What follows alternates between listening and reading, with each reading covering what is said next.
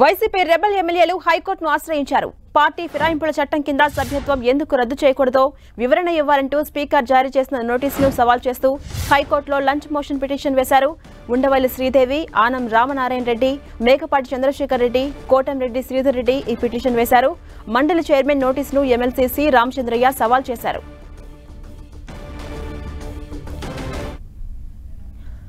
ఇదే అంశంపై మరింత సమాచారం మా ప్రతినిధి విజయ్ చంద్రన్ అందిస్తారు. విజయ్ చంద్రన్,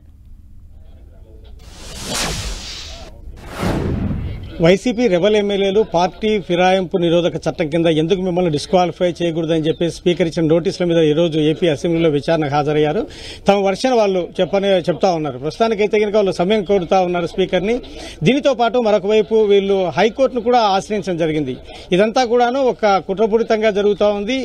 కాబట్టి తమకు ఈ స్పీకర్ ఇచ్చినటువంటి నోటీసులు ఏవైతే ఉన్నాయో అవన్నీ కూడా నిబంధనలకు విరుద్ధంగా ఉన్నాయని చెప్పి హైకోర్టులో ఆశ్రయించడం జరిగింది. దీనిపై మనతో మాట్లాడడానికి ప్రభుత్వ చీఫ్ విప్ ప్రసాద్ రాజు ఉన్నారు. అడిగి తెలుసుకున్నాం. సార్ చెప్పండి, ఒకవైపు వాళ్ళు విచారణకు హాజరు కావడం జరిగింది, మరొకవైపు చూస్తే కనుక కోర్టులో కూడా పిటిషన్ వేయడం జరిగింది. మరి ఏ విధంగా చూస్తారు దీన్ని? అంటే ఒకటే వైఎస్ఆర్ పార్టీకి చెందినటువంటి శాసనసభ్యులు వారు పార్టీ వ్యతిరేక కార్యక్రమాలకు పాల్పడుతున్నారని, నలుగురు శాసనసభ్యులు మా పార్టీలో గెలిచి ఇతర పార్టీల్లో ఓపెన్గా తిరుగుతున్నారు, విమర్శిస్తున్నారు, ఈ పార్టీని విమర్శిస్తున్నారని వీరు శాసనసభ్యత్వాన్ని రద్దు చేయమని డిస్క్వాలిఫికేషన్ పిటిషన్ స్పీకర్ గారికి వైఎస్ఆర్ పార్టీ తరఫున సమర్పించడం జరిగింది. వారు స్పీకర్ గారు ఒకసారి టైం ఇచ్చున్నారు, వారం రోజులు గడువు. రెండో రోజున మళ్ళీ వారం రోజులు గడువు ఇచ్చున్నారు. స్వయంగా హాజరు కమ్మని ఈ రోజున అందరికీ కూడా నోటీసులు ఇవ్వటం జరిగింది. నేను ఈ రోజున స్వయంగా హాజరై వైఎస్ఆర్ పార్టీ తరఫున నా వాదనని నేను స్పీకర్ గారికి చెప్పడం జరిగింది. ఉద్దేశం ఏమంటే వారు వైఎస్ఆర్ పార్టీలో గెలిచి ఇతర పార్టీల్లో తిరుగుతూ రాజకీయంగా బహిరంగంగా విమర్శలు చేస్తూ ఉన్నారు. మరి మేము అన్ని ఆధారాలు స్పీకర్ గారికి సమర్పించడం జరిగింది. అంతిమ నిర్ణయం స్పీకర్ గారు తీసుకోవాల్సి ఉంది. వారు ఈ రోజున అన్యాయము, అక్రమము లేదు కోర్టుకు వెళ్తాను అని అంటే మీరు వాస్తవమా కాదా మీకు తెలుసు కదా. ఈ రోజున బహిరంగంగానే మీరు అందరూ కూడా కండువాలు వేసుకుని తిరుగుతున్నారు కదా. సరిపడినటువంటి టైం కూడా స్పీకర్ గారు ఇచ్చున్నారు. కానీ ఈ రోజున గమనించండి, వైఎస్ఆర్ పార్టీ ఏర్పడిన తర్వాత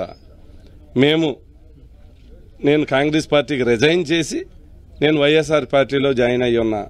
నేను ఎన్నికలకు వెళ్ళా. ఒక క్వశ్చన్ కూడా వస్తుంది, మరో నలుగురు టీడీపీకి చెందినటువంటి వాళ్ళు మీ దాంట్లోకి వచ్చారని చెప్పేసి వారి విషయం ఏం చేస్తారు? అంటే ఒకటే, వారు పిటిషన్ ఇచ్చారు, ఇప్పటి వరకు ఇవ్వాల. ఇచ్చుండుంటే తీసుకుందరేమో కదా. రెండు, డోలా బాల విజయ స్వామి పిటిషన్ ఇచ్చారు కదా, అదే అనేది ఇంతవరకు ఇవ్వలేదు కదా.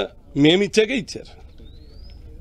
అలా మేము ఇంతకుముందు వైఎస్ఆర్ పార్టీలో గత అసెంబ్లీలో 23 మంది శాసనసభ్యులు పార్టీలు మారితే మేము అప్పుడు కూడా పిటిషన్ ఇచ్చున్నాం.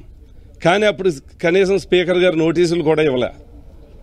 కానీ ఈ రోజున వారు చేస్తున్న వాదనలో పసలేదు. ఎందుకు? వాస్తవం ప్రజలందరూ చూస్తూ ఉన్నారు. ఆల్రెడీ ఆధారాలతో చూద్దా మేము స్పీకర్ గారికి సమర్పించడం. గంటా శ్రీనివాసరావు కూడా ఆయన కూడా హైకోర్టులో పిటిషన్ దాఖలు చేశారు. తన మీద ఏదైతే అనర్హత అదే తన రాజీనామా ఆమోదించారో దానికి సంబంధించి ఈ రోజు కోర్టు స్పీకర్తో పాటు న్యాయశాఖకు సంబంధించినటువంటి కార్యదర్శికి వీరికి కూడాను నోటీసులు జారీ చేసింది. మరి దీన్ని ఏ విధంగా చూస్తారు? అంటే ఒకటి, గంటా శ్రీనివాసరావు గారు ఫిబ్రవరిలో నేను రాజీనామా చేస్తున్నానని స్పీకర్ గారికి పంపడం జరిగింది. మళ్ళీ ఏప్రిల్ నెలలో ఆయనే స్వయంగా స్పీకర్ దగ్గరికి వచ్చి నా రాజీనామాను ఆమోదించమని కోరటం జరిగింది. మరి ఆయన ఆమోదించమన్నారా లేదా? స్పీకర్ గారు ఆల్రెడీ ఆయన ఇచ్చినటువంటి పిటిషన్ మీద యాక్షన్ తీసుకుని ఉన్నారు. ఇక్కడ సాంప్రదాయాలను పాటించలేదు.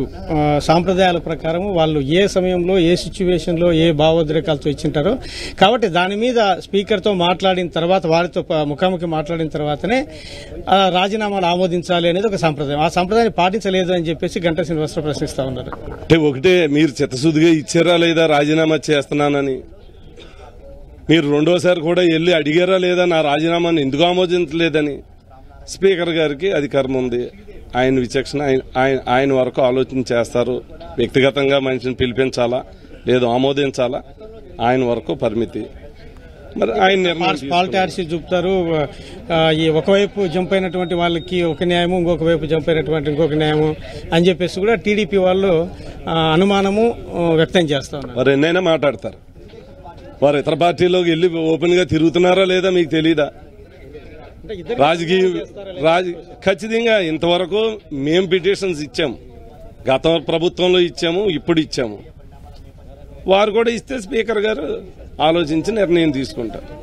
ఖచ్చితంగా ఏ శాసనసభ్యుడైనా ఒకటే కదా, ఒకరికో రూల్ ఉండదు కదా. ఇది మొత్తానికైతే కనుక ఖచ్చితంగా సమన్యాయమే జరుగుతుంది.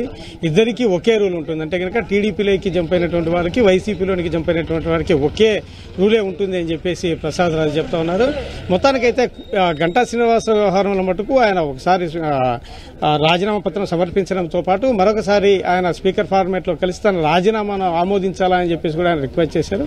కాబట్టి స్పీకర్ తన అధికారంతో రాజీనామా ఆమోదించారని చెప్పేసి ఇవన్నీ కోర్టులకు వెళ్లినా కూడా ఖచ్చితంగా స్పీకర్ నిర్ణయానికే తగిన ప్రాధాన్యత ఉంటుందనే అభిప్రాయాన్ని అయితే కనుక ప్రసాద్ రాజు వ్యక్తం చేస్తా ఉన్నారు. Right, thank you Vijay Chandran.